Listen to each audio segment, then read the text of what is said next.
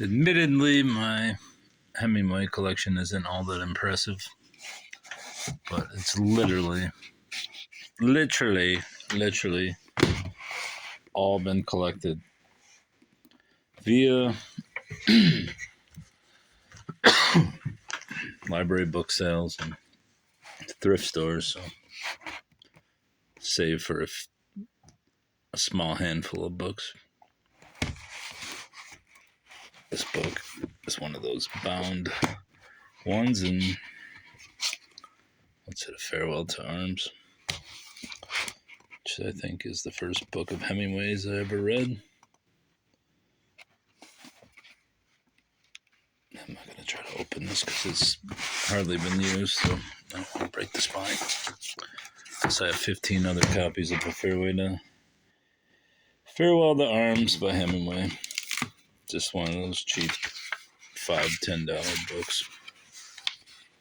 What is this? Scribner, 1957.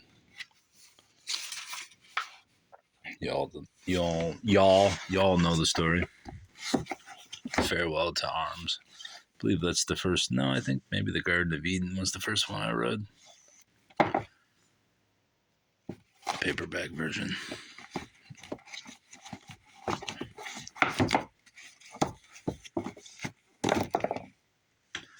A Movable Feast. Sketches of the author's life in Paris in the 20s.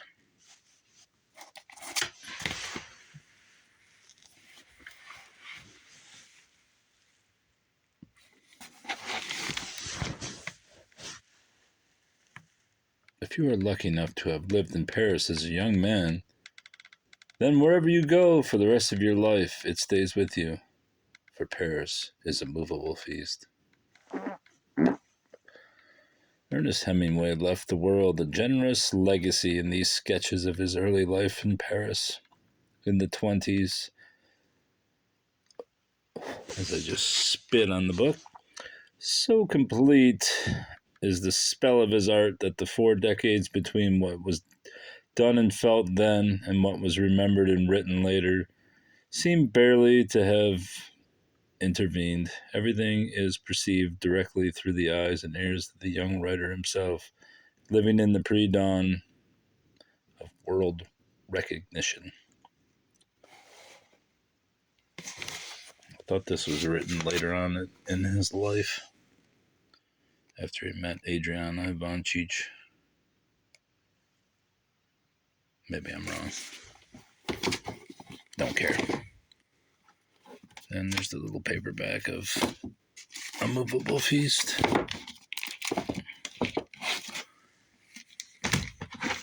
For Whom the Bell Tolls.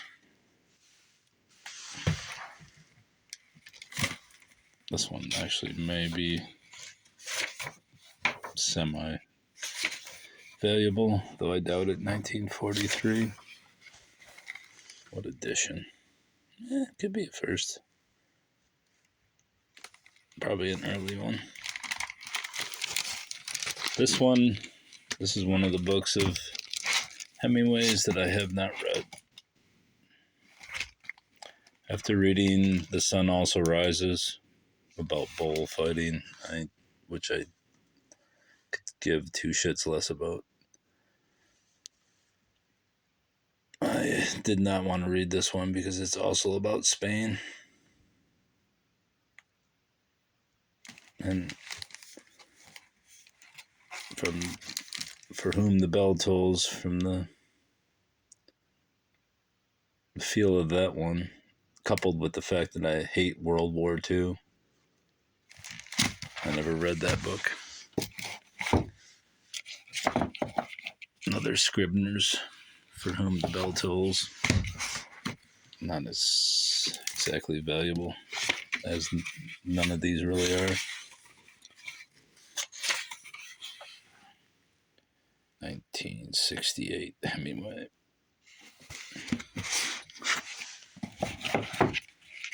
Garden of Eden, which I actually liked, even though I don't really remember much of it, but I remember reading it at the time and seeing that it was pilloried by critics. Now that I've learned about Adriana Ivancic. I believe some critics said that this book was Hemingway's basically his admittance to the fact that he couldn't get over Adriana after her husband forbade them to have contact. And then eventually he killed himself. Ernest did, obviously. And then some 20 years later, Adriana committed suicide.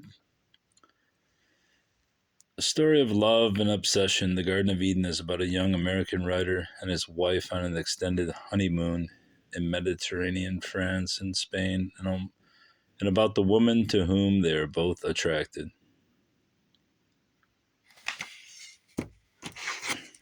Maybe I'll read that piece of filth again. Green Hills of Africa, another book that I have not looked into because I literally could care less about hunting or Africa or safaris. Although, if he has anything about his 2 plane crashes in there, that would be nice. Since he almost died on consecutive days as his plane crashed. But I don't know if these were before that or after that.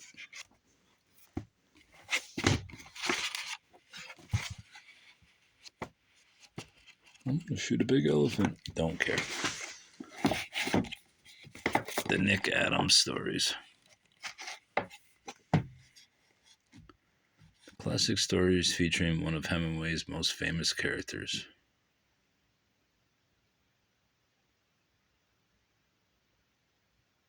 Which book was he in? Was he in For Whom the Bell Tolls? Maybe that's why I don't know Nick Adams. The Old Man in the Sea. When I was doing my 8 years of community college, I had a professor, English professor, who absolutely hated me. And I got him twice. But the first time, this motherfucker told me to read The Old Man in the Sea. He told me the concise prose would change you.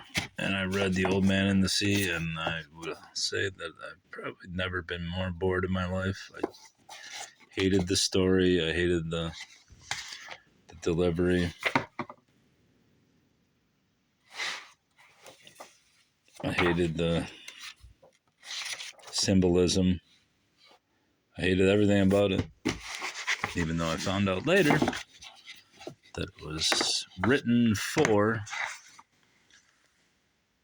Adriana Ivancic after, what's that one book? Over the Hills and Through the Trees, or over the, whatever it's called. I can't believe I don't have a copy of that book.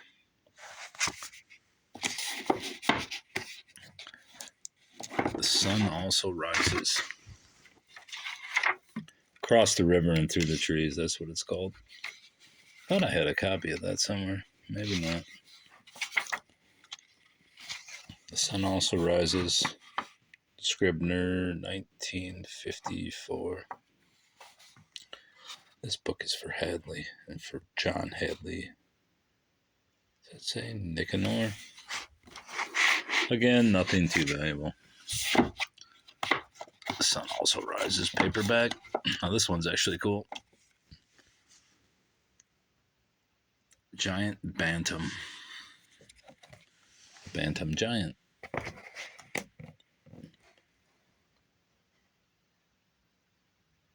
(1954) J.M. Miller.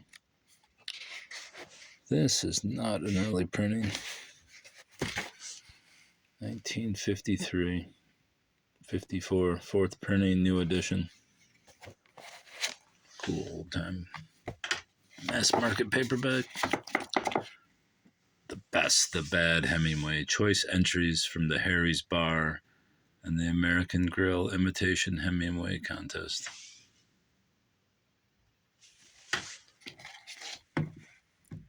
"11 years ago, Harry's Bar and American Grill organized the annual Imitation Hemingway competition. The rules were simple: sound like Hemingway and be funny. The response was phenomenal. Each year, thousands of entrants hunched over typewriters and knocked off pages of fake papa, parodying this century's most famous, infamous prose style. The results were good, and they were true. Now the best of the good, true imitation Hemingway have been gathered here in a collection that will win knowing and smiling approval from all aficionados of the manly art practiced by the writer whom Norman Mailer once called the champ.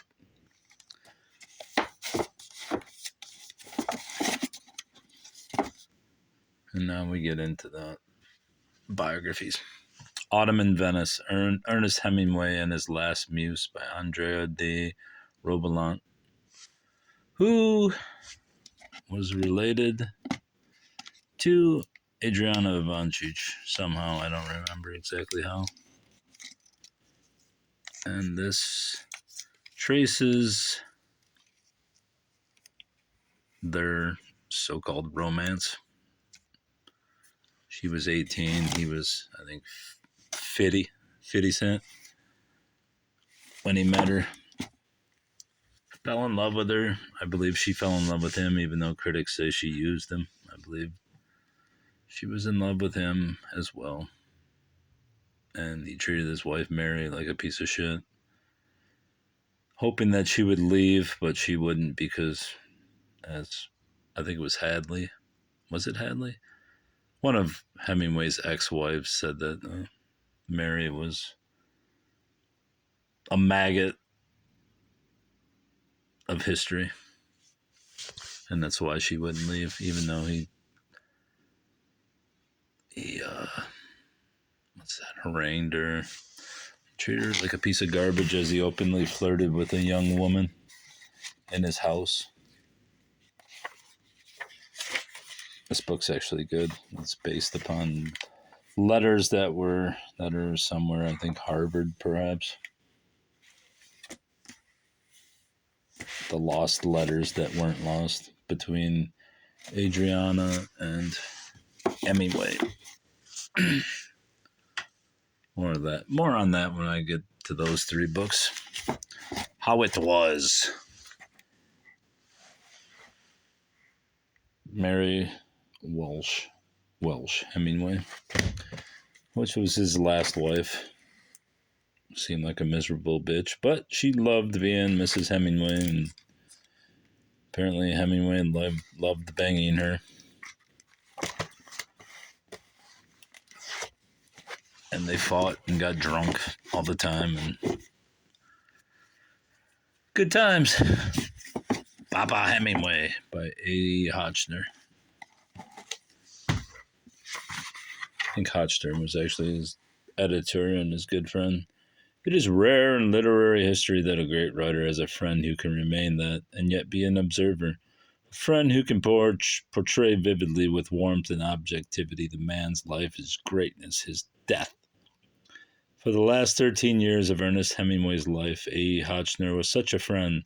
Together, the two of them went deep-sea fishing off Cuba, traveled from New York to Paris to Spain.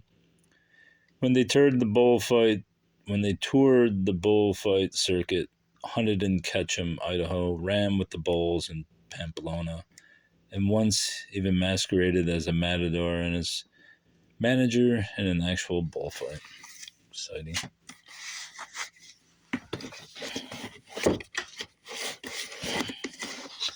The Sons of Maxwell Perkins, Letters of F. Scott Fitzgerald, Ernest Hemingway, Thomas Wolfe, and their editor. It's not really about Hemingway, but it includes Hemingway, so I bought it because it was cheap. Ernest Hemingway, Remaking Modern Fiction by Paul Rink.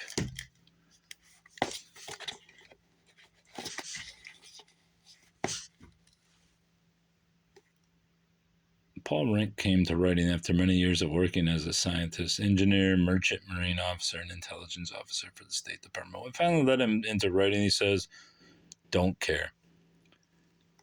Why is he writing about Hemingway? It doesn't really say, so I don't really give a shit. what he has to say.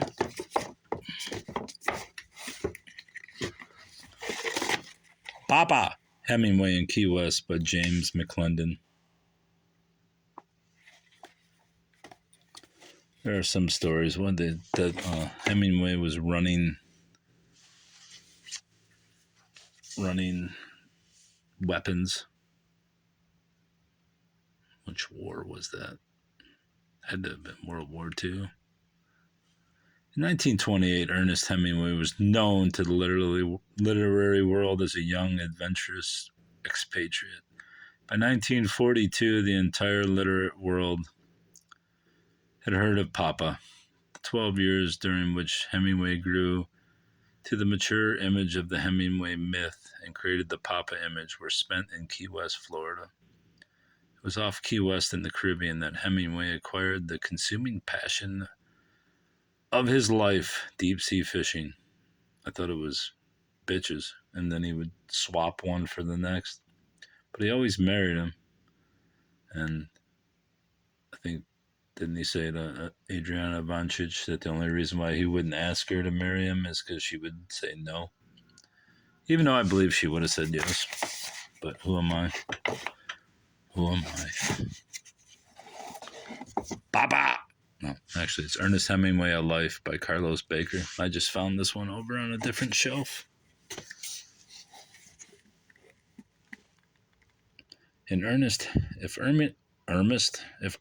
Hemingway is to be made to live again, it must be by virtue of 1,000 pictures, both still and moving, 1,000 scenes in which he was involved, 1,000 instances when he wrote or spoke both publicly and privately of these matters that most concerned him. The small boy who shouted, "Afraid of nothing," became the man who discovered that there was plenty to fear, including that vast cosmic nothingness which Goya named nada. The adolescent wounded in Italy learned that no man was exempt from mortality. The romantic activist, the center, and in many ways the originator of his own universe, became the pragmatic moralist whose leading aim was to find out how to live in life, how to last, and having lasted, how to convert a carefully cultivated stoic fortitude into the stuff of which his fictional heroes were made. The ethical hedonist sought and found a million pleasures while learning over and over that human life, his own included, is forever punctuated with pain. I don't know what that says. Il faut durer, dur, became his watchword, as well as the rule by which he lived, until the concept of lasting gave way to an overriding conviction that it was time for him to die. Yeah, I don't think that's how it worked. I think he was fucking suffering from being in 2 plane crashes that should have killed him. All right, then, love. Let's get to the valuable books in this collection, since each one of these is probably worth more than the whole shelf combined. This is a first edition of the Mondadori version of La Torre Bianca, which is the White Tower, which is a tower that Hemingway built for his stray cats, and where he could sit and write. And that's where the cats slept eventually. Anyway, when he's with this, I don't know why she looks like she's 35 in this picture, but when she came, Adriana Ivancic came to visit and stayed with Hemingway. She worked in the White Tower with him, and they formed a little partnership, which was basically Hemingway's name that got her a few jobs. She did the cover of, what book did she do the cover of? I don't remember. The Old Man and the Sea, she did the cover too, and then, what's that other fucking book? Across the River and Through the Trees, I believe, is one of them. I don't know. Anyway, she got some illustration work. Unfortunately, since she quotes Hemingway in her book, well, she had a book of poetry and a book of, in this biography. Since she quotes Hemingway, and you're not allowed to quote Hemingway because good old Mary, the historical maggot, forbade it. So to quote Hemingway from his letters that are unpublished is to be in breach of copyright. So when I last year translated this book into English using Google fucking Translator of all things, I never said I was particularly erudite, but I'm persistent. So when I did that, I was probably in breach of some copyright. I'm sure somebody will eventually, some web crawler will eventually track it down and send me a notice that I've violated something, and they will cancel my account. But I've translated it. It's not that hard to find online if you look for it. I'm not going to point you to it unless you really want to know where it is, and then I will tell you. Obviously, I don't know any Italian.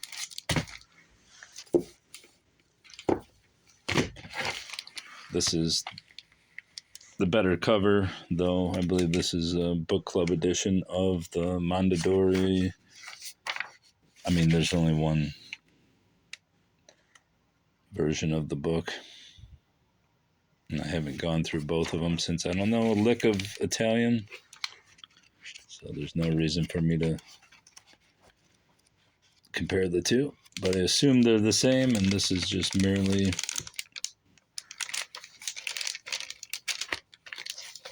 an exact reprint. Book club edition. Both of these books cost over $100 in US.